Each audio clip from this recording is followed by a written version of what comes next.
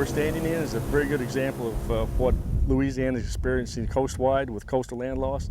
You hear estimates of 25 to 30 square miles of land loss per year. If you look behind us here, this is a good example of healthy tidal marsh. At one time probably looked like this all the way across, as far as you can see. But with the processes that's happened over the years, this area is actually sunken to the level that plant can't tolerate growth, and it dies out, and so it's actually converted from marsh to open water, and that's what's happening across Louisiana right now.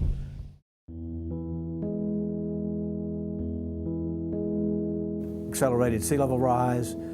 Drilling for oil. Rapid erosion and subsidence. Stronger and more frequent hurricanes. We restricted the natural movement of the Mississippi. It's hard for plants to fight off the salt water.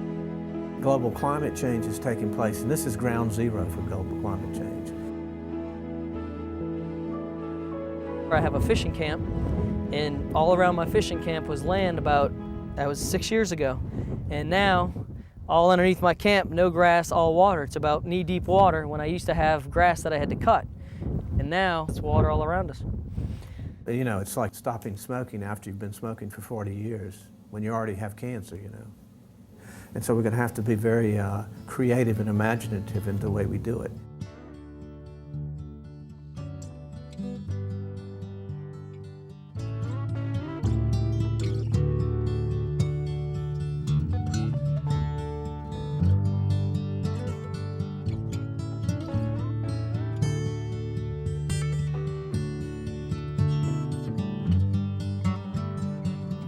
This is community involvement at work.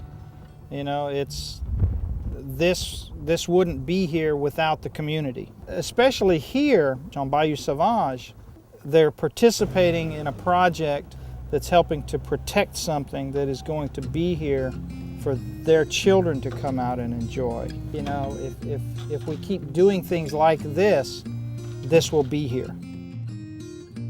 One way that we see that we can retain the land mass and actually slow down the loss is to restore our coastline. One thing that you do have access to is Christmas trees that have been used by your residents. It's basically a free way or an inexpensive way for us to help ourselves. Well, what this project is about is these are all trees from the city of New Orleans, and then we had volunteers come through with these metal bands.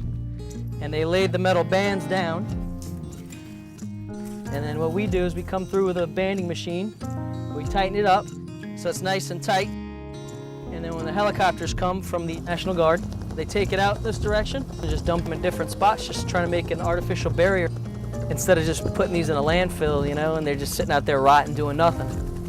The National Guard for the past several years has actually used this as a training exercise.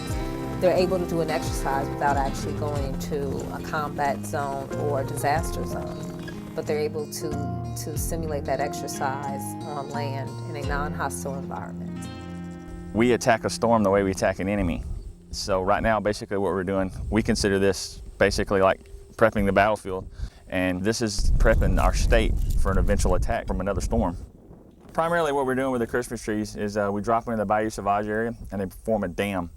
And that dam prevents the sediment from escaping. And eventually the sediment, it builds up terrain that provides habitat for wildlife, and it helps prevent large storm surges. Really a worthwhile job. You know, we do something for the community, I get it back, you get it back. So it's like a big circle. Even if you do the large-scale projects, you have lots of small areas that people can be actually involved in a way they couldn't be involved in building a diversion structure or building a levee. So it fits within the mosaic of going from very broad projects down to very small-scale projects. What is up with this thing? Oh, I figured it out. We are planting cypress trees. There she goes. Cypress trees are really important to rebuilding the wetlands in New Orleans because they're one of the few trees that can grow in a really moist environment like we find here in the bayou. So we're slowly planting them one by one to try and bring them back. You know, it ought to be up there with the Grand Canyon and Yosemite and Everglades and Great Smoky Mountains. And in many senses, it's much bigger and much more important. The culture of South Louisiana can't exist without the wetlands, period. We can't have effective hurricane protection unless the wetlands exist. It's important to protect the wetlands because you're going to start losing things. You're going to lose oil ports. You're going to lose seafood factories. And trust me, nothing tastes better than Louisiana seafood. You can say what you want. The Chinese crawfish don't taste the same. Economically, it's worth billions and billions of dollars. We can't have the Port of New Orleans that ships more tonnage by weight than any other port in the world. If this goes down, it's going to affect the economy of a large part of the United States. Absolutely. I mean, this is a very important area, and it's generally not realized or appreciated. Just to have places like this. I want it to be here for my children to enjoy and to experience the things that you can't get anywhere else. So that's it, you know, to lose a piece of home.